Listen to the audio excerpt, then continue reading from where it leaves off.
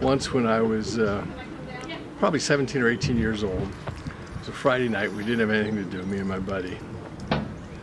And we were roaming the streets.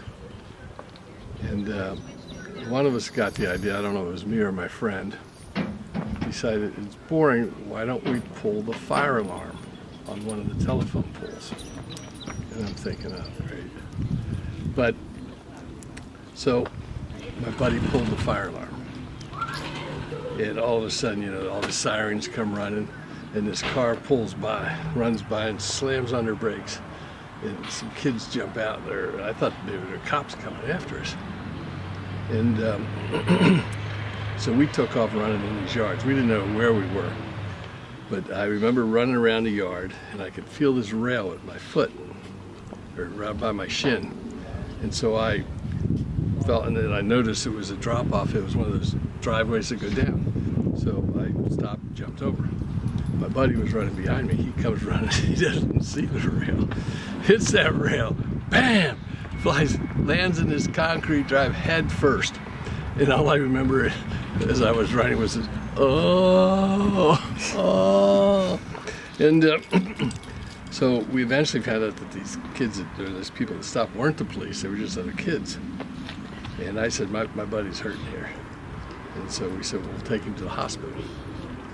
So we're in a convertible. And there's not enough room, so we put him on the back seat where his feet are on the seat and he's sitting on the back. His head cut wide open. And then the wind's just blowing through. That was probably the stupidest thing. So we get to the hospital. They look at him and decide he's going to need some stitches, but he's going to live. And they have to notify his parents before they can do any stitching. So they call his house. His mother answers, says this is Cincinnati Memorial Hospital or something. And the next thing we hear is a thump on the other end of the line. She had passed out. Thinking her son must be dead or something. Then his dad got on the phone. And we said that he's at the hospital, he's going to require some stitches or something like that. And of course, he wasn't quite the same feeling as his mother. He was like, oh, you dumb kid. But at the time, I thought it was kind of funny. Not the stitch part, but yeah, the whole scenario was just stupid. But it's what certainly was his name? Len Reith. Len Reith. Yeah. But it certainly made for an interesting evening. Right. So we were no longer bored. Another situation where one of the streets was at Ridge Avenue and Montgomery Road. And it was a light. And Montgomery Road's a big, busy intersection, and we were on a road that was not very heavily trafficked. And it was an evening again. And I sat at this light waiting for it to change. And we sat there for 5-10 minutes and the light never changed. So I made the decision, well, it's not going to change, I'm going to run the light. So I made sure there was no cars coming.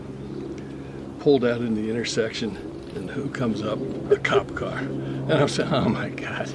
So, and I'm looking in the rear view mirror and I see this cop slam on his brakes and start to do a U-turn on Montgomery Road. And I'm saying, I didn't know what to do. But I didn't want to get a ticket. So I sped up and I turned into these side streets where I had no idea where I was. And there's these apartments. And so I turned into the parking lot of the apartments and I noticed one of the garage doors were up. So I pulled into the garage. And, you know, my heart's beating, boom, boom, boom, boom, boom. My feet are bouncing up and down. And I'm sitting there, and I don't know how long we sat there. I'm hoping that whoever lives here doesn't come out, or whoever lives here doesn't close the garage door. I just sat there for, I guess it must have been half an hour. And I can remember hearing voices where the cars were driving out of the cop cars, and they were on their speakerphones. He's got to be around here somewhere, something like that. And I'm thinking, oh my God. So I just sat there and waited for about a half an hour or so, and then eventually I thought, I think they're gone. And I backed out and went out and went home, and no more incident. But there for a while I thought I was headed for prison. stupid kids again. I think I was in 6th or 7th grade. And we went to school in the morning, of course. It was, at lunchtime, we went to Bob Schlegel was a friend of mine, and John Marshall. So it was Bob Schlegel, John Marshall, and myself. We went to Bob Schlegel's house for lunch. And I can't remember who, but somebody suggested, let's not go back to school for the afternoon. And I said, and he had a sort of a room above his, he had a basketball hoop in his driveway, and it was a garage with a second floor, and it was sort of like a club room or something where the kids hung out. So we decided we'd go up into this club room, and we just won't go to school in the afternoon.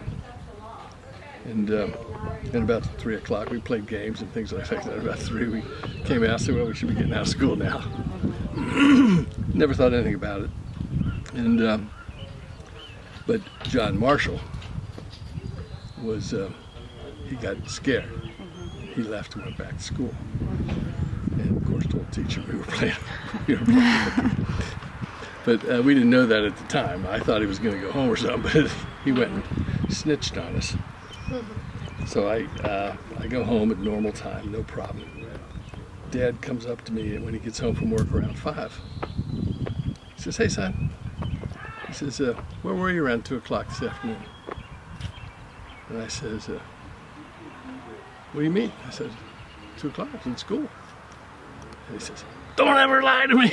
He started ranting and raving. He said, I can't stand a liar. He says, you were not in school. The school called me, blah, blah, blah. And I got in a lot of trouble on that. And then this was around, probably, it was near the beginning of school, so it was probably around November. And for punishment, I had to stay after school every day until school got out in May or June. And so every day after school, we'd sit in there and he'd make us write things on the blackboard. You know, like, I will not play hooky again. I will not play hooky again. Or something like that. Or write a sentence out of a book until we get writer's cramp. And this was absolute horrible. But I guess we became a fixture because we were there every night. And we learned that the nuns, we were taught by nuns, had certain routines. You know, they went to prayer at certain times. And so we learned that there was a period of time when we were not supervised. And there was, we had one of these cloakrooms that was like a tunnel, and there was this ladder going up. And we always wondered where that ladder went. So we're gonna,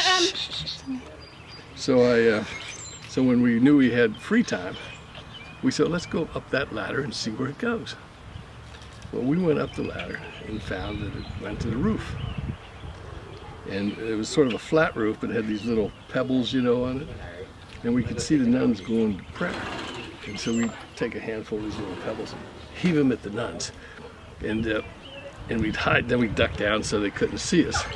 And they'd turn around or they'd look at it, and we were trying to keep a straight face. And then we knew that we better get back down there, they're going to wonder where we are. Because one of the nuns says, well, I'm going to go back. It's that Connor kid or something like that. And so we run down the ladder and get in the seat, and of course when they come in, we're writing out our assignments. And I'm sure they knew it was us, but they couldn't prove it. So that was that. So you didn't know I was such a horrid little kid, did you? Okay, so they want to.